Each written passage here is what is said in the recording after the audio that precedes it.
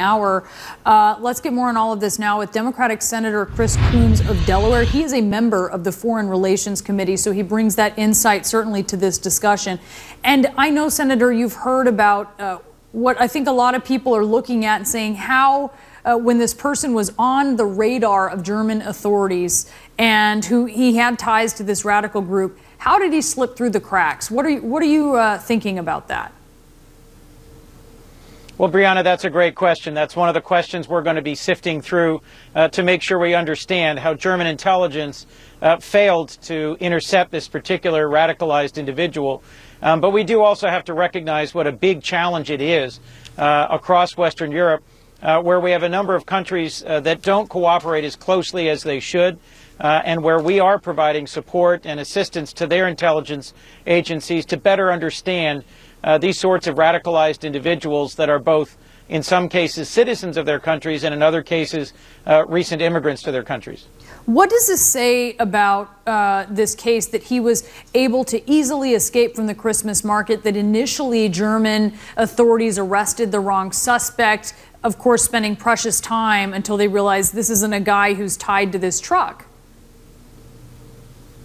Well, I think unlike the French and the British, where there have been, sadly, for decades, they've had the experiences of terrorism incidents in their major cities, Germany doesn't have as large of a domestic police presence, and in particular, they don't use as widely surveillance cameras within major German cities as the French and the British do.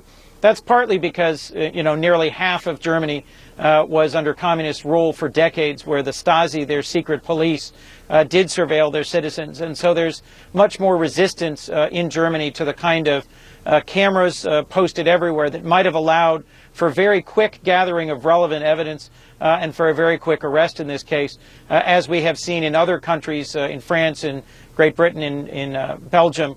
I do think in the United States, Brianna, we've got a challenge for the future in terms of striking the right balance between privacy and security, between understanding how much we as Americans are willing to accept our government conducting surveillance in order to intercept potential terrorist threats, and how much we're going to continue to defend our treasured civil liberties as citizens of the United States. As we know that this is a Tunisian national. We've had some experts who say that he should certainly, there's a distinction between him and, say, a refugee from Syria or from Iraq. But make no mistake about it, this is something, as you know, Senator, is creating a lot of anti-refugee sentiment, building on what was already there in Germany.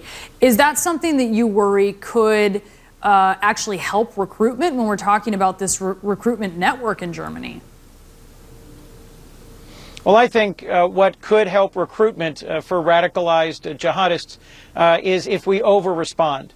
If we as a country, if our president-elect, if our elected leaders respond in a way that marginalizes, stigmatizes, and attacks Islam as a religion, rather than holding up for our attention this very small number of radicalized jihadists. The suspect in this case in Germany is supposedly part of a Salafist network. This is an extremist view that is not held by the vast majority of Muslims around the world.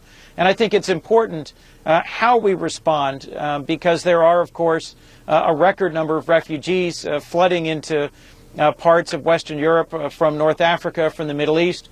And I think it is possible for us to continue to be sympathetic, welcoming, supportive to refugees who've been thoroughly and appropriately vetted, while recognizing the need to take strong action against those who really would do us harm and who've been radicalized.